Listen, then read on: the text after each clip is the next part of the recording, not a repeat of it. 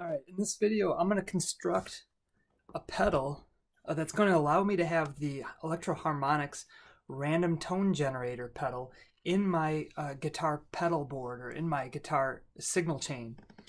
So I bought this project box. More on that in a little bit.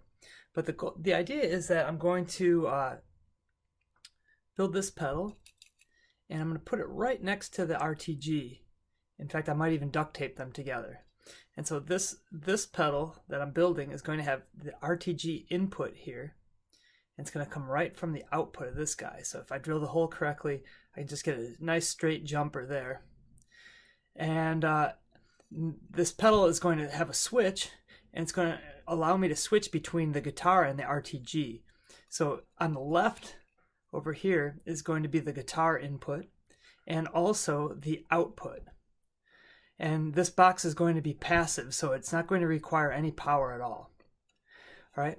Well, to have this RTG in my pedal line, this pedal that I'm going to make has to serve two functions. The first is it's going to have to attenuate the signal from the RTG, because as I showed in a different video, the RTG volume is much louder than the guitar volume, so I want them both to be uniform. So this thing's going to have an attenuator in there, and it's also going to have to switch. It's going to be like an A-B switch, except for what I want to do is have a momentary switch, so that if I'm not pushing on the switch, it allows my guitar signal through, and then if I step on the switch, then the RTG goes through. But once I release the switch, the guitar goes back through. The idea is I want to do a solo. All right, I want to be able to solo, and I just want a shot of randomness in my solo, so that if anybody's listening, they'll hear just a brief shot of randomness, and then once they realize it was random, I'm back to soloing, in the scale diatonically. So I want a momentary switch there.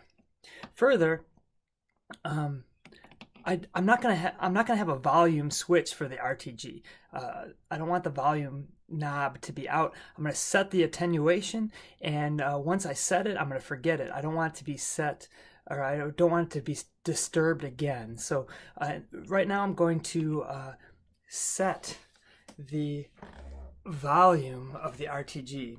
So here I've got a simple circuit, and I will post a link to the finished wiring diagram, but I'm going from the output of the RTG into my little simple circuit there.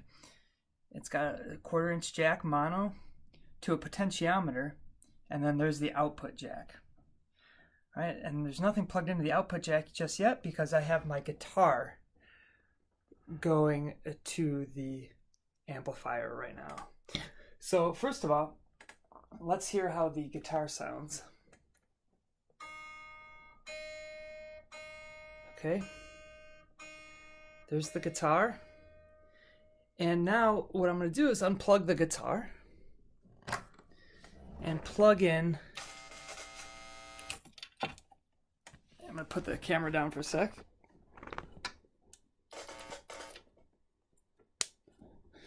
Plug in the essentially the RTG, all right, which is on, but you don't hear anything because I've got the volume turned down.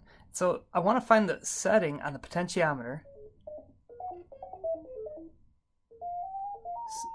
so that the RTG is about the same volume as the guitar.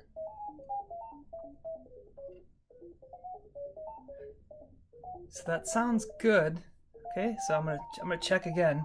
I'm gonna unplug the RTG and plug back in the guitar. So I'm gonna put the camera down for a sec.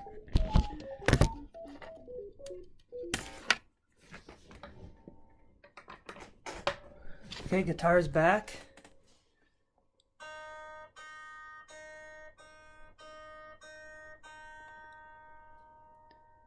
So that sounds good to my ears. So they seem about the same volume now.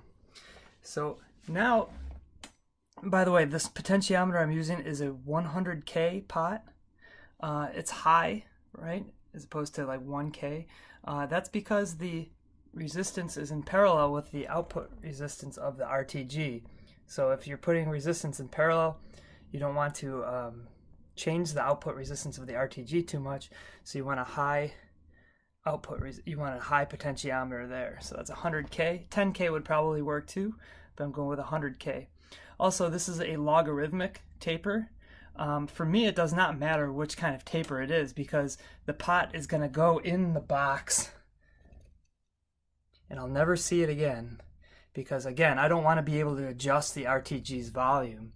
So it doesn't matter if you're not going to be adjusting the RTG's volume, if it's set it and forget it, it doesn't matter what kind of pot you have.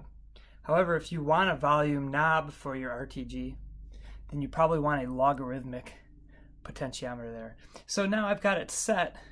The potentiometer is set so that the guitar and the RTG are at the same volume. So now I'm going to wire up the switch.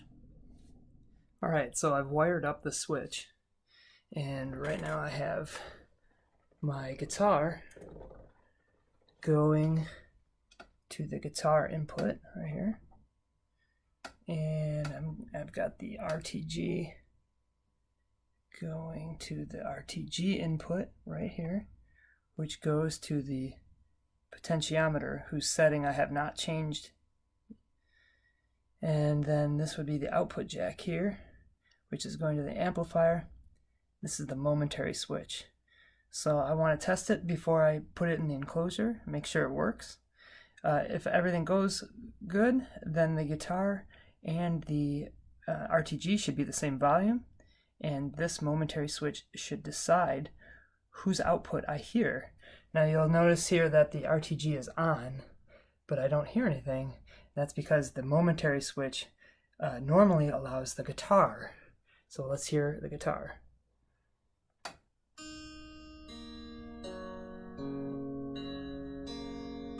Good. So I'll push the momentary switch.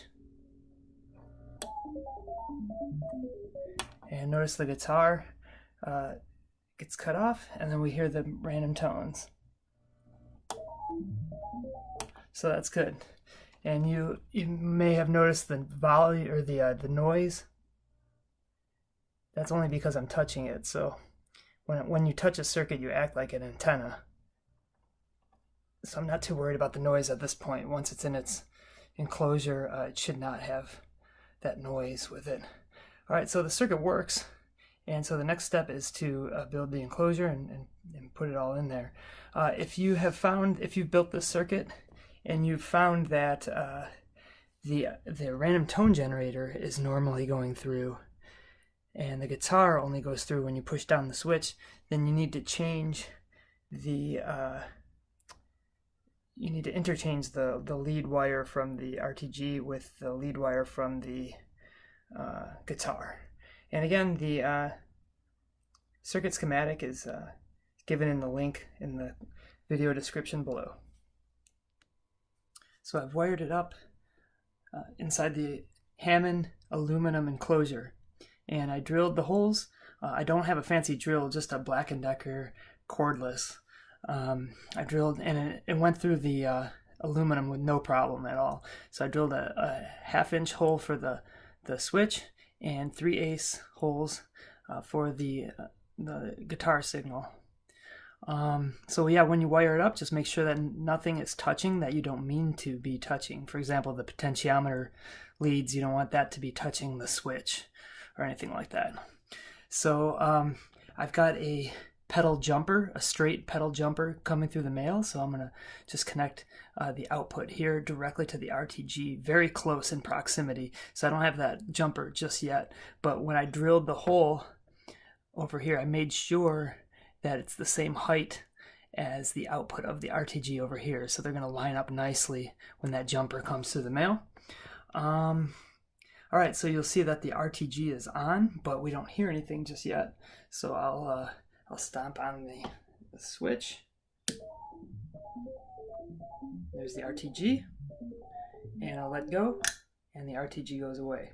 So here I've got my guitar behind, not shown, and so I'll play it. I'll just strum it. There's the guitar, and there's the RTG. They're both at about the same level, and only one signal gets through at a time.